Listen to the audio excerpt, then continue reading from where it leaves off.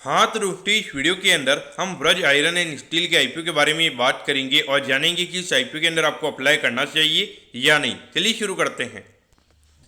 तो देखिए सबसे पहले अगर मैं यहाँ पे आईपीओ की डिटेल्स के बारे में अगर हम बात करेंगे तो ये जो आईपीओ 25 तारीख को ये आईपीओ में स्टार्ट होता हुआ नजर आएगा और 27 तारीख को ये आईपीओ में क्लोज होता हुआ नजर आएगा। तो इसी सेम डेट पे एक और मेन बोर्ड आईपीओ 1500 करोड़ के लगभग का, जिसका वीडियो आपने आई थिंक ऑलरेडी देख लिया होगा।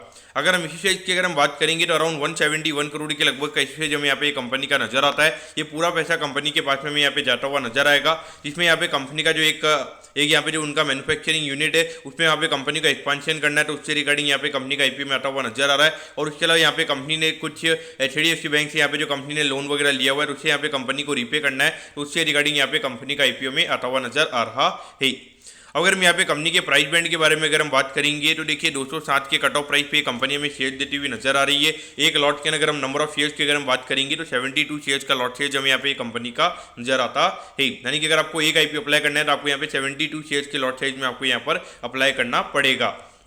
अब अगर हम यहाँ पे रिटेल कोटा की अगर हम बात करेंगे तो देखिए अराउंड 35% के लगभग का रिटेल कोटा है, यानी कि हार्डली अगर आप देखोगे लगभग 55 करोड़ के लगभग का रिटेल कोटा में यहाँ पे कंपनी का नजर आता है। तो अगर ऑलमोस्ट अगर 4000 करोड़ के लगभग की डिमांड अगर हमें देखने को मिलती है तो अराउंड 70 to 80 टाइम्स आईपीओ में सब्सक्राइब होता हुआ नजर आ सकता है। यानी कि मेरे हिसाब से यहाँ पे ऑल कैटेगरीज के यहाँ पे जो अलॉटमेंट के चांसेस जाएंगे वो यहाँ पे काफी कम चांसेस यहाँ पे आपके रहने वाले हैं। अगर हम यहाँ पे कंपनी के अगर फंडामेंटल्स की अगर हम बात करेंगे तो देखिए कंपनी कमोडिटीज वगैरह स्पॉन्ज आयरन वगैरह हो गया, वैसे प्रोडक्ट्स की कंपनी हमें यहाँ पे बनाती हुई नजर आ रही है।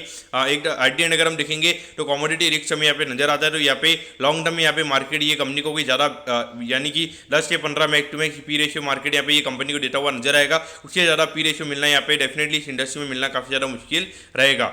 अगर हम यहाँ पे कंपनी के वैल्यूएशन की अगर हम बात करेंगे तो देखिए अराउंड 682 करोड़ के मार्केट कैप पे कंपनी का आईपीओ में आता हुआ नजर आ रहा है। और पिछले साल की अगर हम एनुअलाइज अर्निंग की अगर हम बात करेंगे लगभग 60 करोड़ के लगभग का पैट हमें यहाँ पे कंपनी का नजर आता है। तो उसके हिसाब से अगर हम देखेंगे अराउंड 11-12 टाइम्स के पी रेशियो पे कंपनी का आईपीओ में आता हुआ नजर आ रहा है। वैल्यूएशन वाइज अगर हम देखेंगे एक फेयरली वैल्यूड कंपनी का आईपीओ में आता हुआ नजर आ रहा है। ऐसा नहीं बोलेंगे कि अंडर वैल्यूड है, क्योंकि नॉर्मली ये कंपनी जितनी वैल्यूएशन पे हमें ट्रेड होती हुई नजर आती है। तो इस पॉइंट से देखा जाए तो मेरे हिसाब से अगर आपको यहाँ पे लिस्टिंग इनके लिए अप्लाई करना है तो डेफिनेटली यहाँ पे अप्लाई किया जा सकता है। मुझे लगता है कि ऑल ओवर अगर हम ब्रॉडर थीम में अगर हम देखेंगे तो कंपनी मुझे यहाँ पे ठीक ठाक यहाँ पे नजर आती है। और यहाँ पे थोड़ा डेट वगैरह अगर कंपनी का कम होगा तो उससे यहाँ पे आने वाले टाइम पे इंटरेस्ट कॉस्ट जो कंपनी की बचेगी उससे भी हमें यहाँ पे कंपनी की प्रॉफिटेबिलिटी में थोड़ा यहाँ पे फायदा होता हुआ हमें यहाँ पे नजर आ सकता है। तो पॉइंट से मेरे ख्याल से डेफिनेटली आपको यहाँ पे लिस्टिंग इनके लिए अप्लाई करना चाहिए। लेकिन मुझे लगता है कि अराउंड 40 से 50% की लिस्टिंग इन पे कंपनी में लिस्ट होती हुई नजर आएगी। तो उसके बाद हो सकता है कि यहाँ पे इसका चलना थोड़ा मुश्किल हो जाएगा, क्योंकि अगर बाई चांस 50% के प्रीमियम पे अगर ये कंपनी लिस्ट हो जाती है तो सीधा मार्केट के लगभग 1000 करोड़ के लगभग हो जाएगा, लगभग 15-16 के लगभग का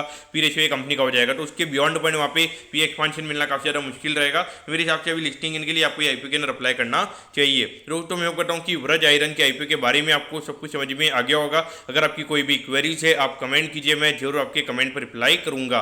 ओके दोस्तों, thank you, have a nice day.